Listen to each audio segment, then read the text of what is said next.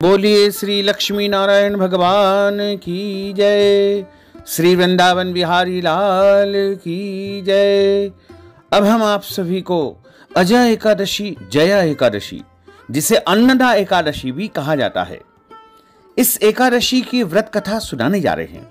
आप सभी से अनुरोध है कि इस कथा को अंत तक सुनिएगा और सुनने के बाद अधिक से अधिक लोगों को शेयर भी कर दीजिएगा, ताकि ये ज्ञानवर्धक जानकारी अधिक से अधिक भक्त जनों तक पहुंच सके और वो पुण्य लाभ को प्राप्त कर सके। भाद्रपद मास के कृष्ण पक्ष की अजय एकादशी, जया एकादशी, अन्नदा एकादशी तिथि का आरंभ 9 सितंबर 2023 शनिवार की रात को 7:19 पर हो जाएगा, जो कि 10 सितंबर 2023 रविवार की रात को 9:29 पर एकादशी तिथि समाप्त हो जाएगी।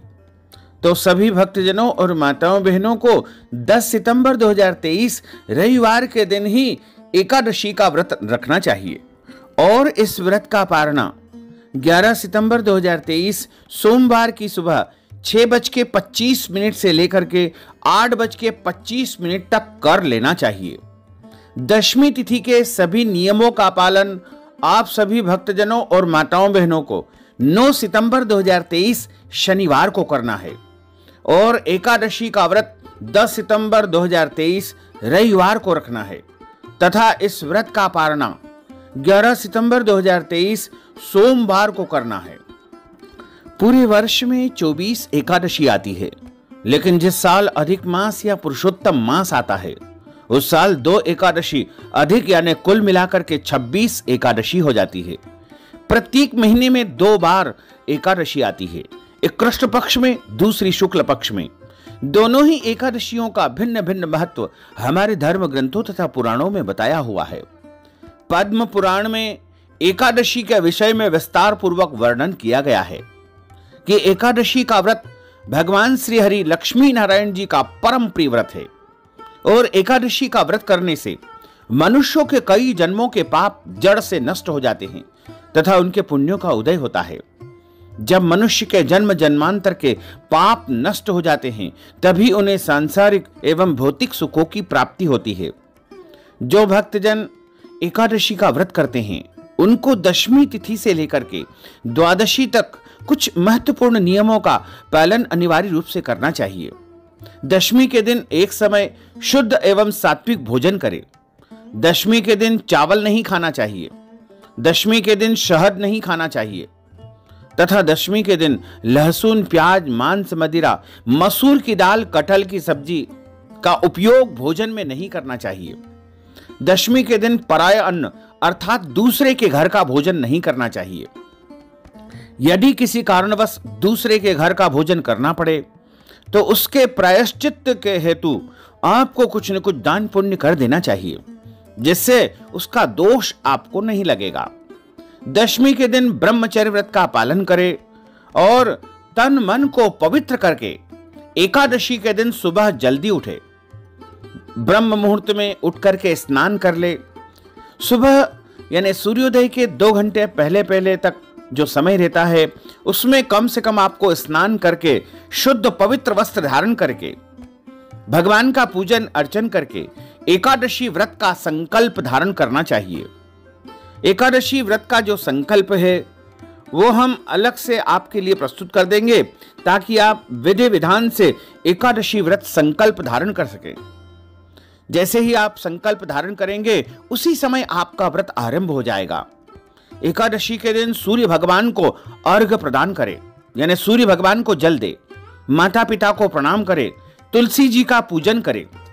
उस दिन रविवार का दिन है और रविवार के दिन तुलसी जी को तोड़ा नहीं जाता है, तो तुलसी जी आप एक दिन पहले ही तोड़ करके रख लीजिएगा, क्योंकि एकादशी के दिन आपको पूजन पाठ में, संकल्प में, सभी कार्यों में तुलसी जी की आवश्यकता लगेगी।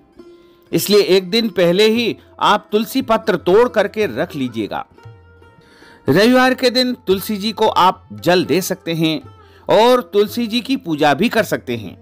किसी भी शास्त्र में ऐसा नहीं लिखा है कि रविवार के दिन तुलसी जी में जल नहीं देना चाहिए या एकादशी के दिन तुलसी जी में जल नहीं देना चाहिए। केवल इतना लिखा हुआ है कि रविवार के दिन तुलसी तोड़ना वर्जित माना गया है। इसलिए एक दिन पहले यानी शनिवार को आप तुलसी जी के पत्ते तोड़ करके रख लीजिएगा। एकादशी के दिन गौ माता का पूजन करें। इस दिन अन्न का सेवन आपको नहीं करना चाहिए, केवल और केवल फलाहार करना चाहिए। वैसे तो सर्वोत्तम फलाहार गाय का दूध और सभी प्रकार के फल माने गए हैं, लेकिन इसके अलावा जैसे साबूदाना, मूंगफली दाना और मखाने, नमकीन मखाने, मीठे मखाने, सभी प्रकार के ड्राई फ्रूट्स यानी सूखा मेवा और भी अन्य वस्तुएं जो आती है फलाहार के रूप में, उनका आप सेवन कर सकते हैं। ध्यान रखें, इस दिन अपने घर में चावल न बनाएं और लहसुन, प्याज, मांस, मदिरा का उपयोग भी आपको एकादशी के दिन घर में नहीं करना चाहिए। एकादशी के दिन आप चाय, कॉफी पी सकते हैं, दूध पी सकते हैं। दूध से बनी समस्त मिठाइयों का उपयोग भी आप कर सकते हैं।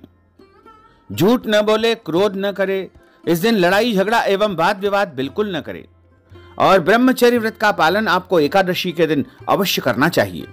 एकादशी के दिन दाढ़ी, कटिंग एवं सेविंग नहीं करवाना चाहिए। शरीर के अंग के कोई भी बाल काटना अथवा कटवाना नहीं चाहिए। एकादशी के दिन किसी का भी अपमान या अनादर न करें।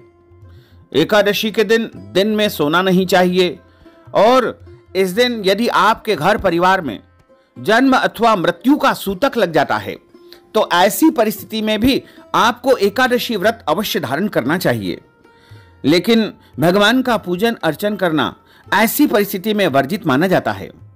और यदि आपके घर में माताएं बहनें पीरियड अवस्था में, रजस्वला या मासिक धर्म में आती है तो उनको भी व्रत अवश्य करना चाहिए।